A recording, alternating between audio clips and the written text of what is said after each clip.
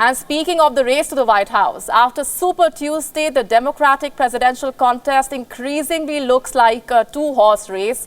It gives us a fair idea of who will ultimately fight against Donald Trump in the U.S. elections. The Super Tuesday exit polls tell us it is going to be a nail-biting race between former Vice President Joe Biden and the Vermont Senator Bernie Sanders. First things first, what is the Super Tuesday all about? It is the biggest voting day in the Democratic nomination process. There were 1,357 delegates up for grabs in 14 states and the American territory of Samoa. They represent about a third of the total delegates in the Democratic primary race. So Super Tuesday, in other words, is a strong indicator of which candidate may secure the nomination of the Democratic Party. On Super Tuesday, former Vice President Joe Biden demolished expectations. His surprising turnaround started with a win in Virginia. He then followed through with victories in North Carolina, Tennessee, Alabama, Arkansas, Massachusetts, Oklahoma, Minnesota, and Texas. That's a whopping 9 wins in 14 states up for grabs in this round. 9 out of 14. But Super Tuesday proved to be a super shocker for Bernie Sanders. He has managed to win in just 3 states so far: Colorado, Utah, and his home state of Vermont. However, keep in mind that Bernie Sanders is leading in California, one of the 2 most populous states with 415 delegates. California will take some more time to report the results. That means the state's impact on the Democrats' delegate calculation will only be clear in a while from now. But what exactly led to Biden surging ahead of Sanders? About 10 days ago, Sanders was the front runner and Biden's campaign was in a free fall. Biden finished second to Sanders in the Nevada caucuses and then went on to secure the South Carolina primary just a few days ago. The South Carolina victory was crucial. It led to a greater gathering of the African American voters in his favor on Super Tuesday. And as a result, Biden swept the southern states where African Americans make up for a large chunk of the Democrat voter base. This also helped offset Bernie Sanders' strength with Hispanic voters in Texas. This seems to be the turning point for Joe Biden. He may have found a way to secure his nomination with a focus on African American, Hispanic, and immigrant voters.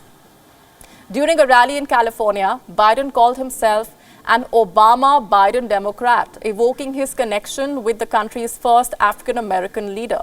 Listen into what he said.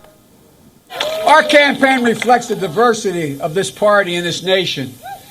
And that's how it should be, because we need to bring everybody along. Everybody. We want a nominee who will beat Donald Trump, but also keep Nancy Pelosi the Speaker of the House. Win back the United States Senate. If that's what you want, join us. And if you want a nominee who's a Democrat, a lifelong Democrat, a proud Democrat, an Obama-Biden Democrat. There is another factor that seems to have worked out in Biden's favor. After dropping out of the Democrat presidential race, Michael Bloomberg, Amy Klobuchar, and Pete Buttigieg have all endorsed Biden. In short, Biden has secured the support of both African Americans and the white suburbanites. While Sanders continues to bank on Latinos, younger voters, liberals, and independents. So Sanders will be most disappointed with losing Texas and its Hispanic voters to Biden. He has failed to expand the Democratic electorate, and that hurts his electability overall. But he, of course, remains confident. Listen into what he said. You know, it's a funny thing. 31 years ago today, we won the mayoral race in Burlington, Vermont.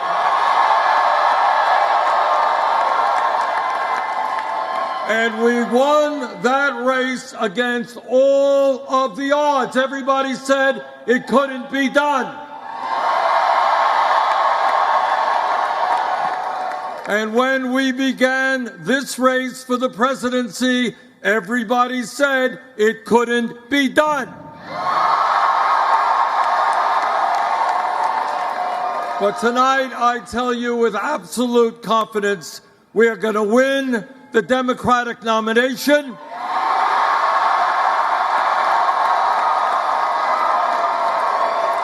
And we are going to defeat the most dangerous president in the history of this country.